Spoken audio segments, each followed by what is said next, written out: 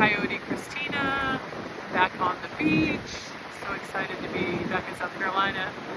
It was great to be home, but it's always good to come back to the beach, you gotta say. This is the Amused. We're just starting. We're just ending week 3 of the Amused campaign. We end the week with an dissent. So this is the dissent for Saturday. First, I want to go through some facts about undocumented immigrants and the work they do, the taxes they pay, and how they benefit our economy. And that in reality, a mass deportation in the way it's being done right now is not only illegal, it harms our economy. So I'm going to go through that at first, and then I wrote out a little bit about my feelings and thoughts about what's going on and what we can do to bring a new vision, because people right now in power are so boring. I mean, really, this whole fascist thing has been done before, and it's really sad and brutal, and I don't know, people have to, you really have to be yourself and have a really small ego, be really fearful to be able to treat other people the way they're treating people, and to abuse power, only to get more power and money when you don't need another dime in your life. You have so much money, you don't have to work again, you don't have to worry about getting food for your family or paying rent, and you still treat other people basically like they're not even people. So, because you don't even see yourself as human. And I believe that wholeheartedly. We can only hate someone else if we do something about ourselves. We can only treat other people with this type of abuse, the type of this administration is doing, and the people going out there with masks on and sunglasses and brutally assaulting people. They can only do that because they have issues that they haven't dealt with within themselves. Because if you're connected to your own heart and soul and with humanity, you would never do that. Okay, I'll get off that soapbox, and I'll get on this one. So, undocumented immigrants strengthen the U.S. economy. Undocumented immigrants pay over $1 billion in taxes annually. Undocumented immigrants are not eligible for public benefits like Section 8, EBT, Medicare, Medicaid, and Social Security. So they're actually paying into those systems and are a benefit, and they don't get to claim any of those benefits. And it's estimated that 8.3 million undocumented immigrants participate in the labor force. And you combine this fact with the fact that mainly the jobs that these undocumented immigrants are doing are jobs that U.S. citizens don't want to do, and not only do they not want to do them, they will not do them. So now we're going to have jobs that are not filled, and companies not making money because there's no workers to do the work.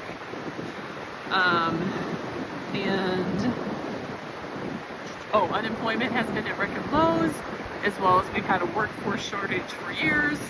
And so to solve the immigration issue is not to do a mass deportation, which actually makes more money.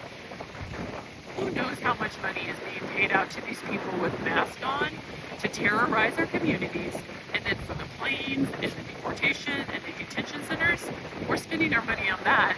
When in actuality, if we really wanted to boost our economy, we would be finding ways to give these workers who are contributing to our communities and who have not committed any crimes. The vast majority of them, at least 80 if 90% of them, have not committed crimes that are being rounded up right now.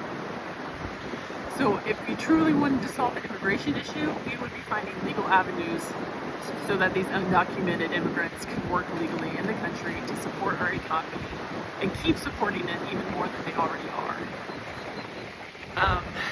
So the abuse of power, I'm just going to read what I wrote earlier. The abuse of power going on right now in the U.S. is unprecedented. Instead of strengthening our economy, creating jobs, addressing workforce issues, creating the type of certainty that encourages business investment, instead of strengthening our programs to support those who need it the most, the current U.S. government, for the most part, is firing thousands of federal workers, attempting to take away environmental protections, to sell our public lands without providing public comment. In fact, they are trying to take the public comment option away from public lands so that they can do whatever they want and take our rights away to say, hey, that's our land and we don't want you to do that. So they're limiting our democracy. Attempting to slash Medicare and Medicaid programs, claiming that they need to slash them to strengthen them, when really they just want to get rid of them. They're saying they have to do this to balance the budget, but actually this budget just sends us into more debt and more spending. So there is no justification for this bill and for all the cuts they are claiming. Those supporting this administration are only motivated by money and power. They have no moral compass. Their hypocrisy in claiming any type of Christianity while brutally ordering illegal raids and kidnapping hard workers and community members, and sometimes even U.S. citizens, is not only illegal, it is immoral, and anyone who knows anything about the teachings of Jesus would agree that it's not Christian. It is not legal, it is not moral to dress in full combat gear and go out hunting for undocumented immigrants. Some of them have had their legal status revoked overnight, which again is completely arbitrary and capricious. So now the government is acting in ways that open up liability. So now there's a possibility of lawsuits and huge payouts. So now we're going to be paying lawsuit money to people who have been treated arbitrarily and capriciously, which is a really low bar, but they are making it. They're hitting that bar. So now what? We reject this version of the world that lacks vision, and we create a vision of the world that stays true to our democratic ideals. Government of the people, by the people, and for the people. Government that is diverse, equitable, and inclusive. Representation of all people. We do not fall prey to the fear-mongering of the current administration. To the history of fascism, we will not allow history to repeat itself. These people, the people currently in power, are no different than the brutal and boring tyrants who have gone before and who caused so much harm, because they have no ability to see beyond their own trauma that keeps them small and afraid. So small and afraid that they will always need more and will abuse the power they have in an attempt to get more power, because no amount of power is enough for such fearful and insecure egos who are completely closed off to their own hearts and souls and have no idea of the power of the people, the power of community, and the power of our collective soul. Of those of us who will never bend to abusive power structures and will never serve false prophets. We the people do not agree, and we dissent, and I dissent. So that is my little soapbox for the night about I dissent. It's a pretty rough week. It just feels overwhelming sometimes, and there has been some really good news.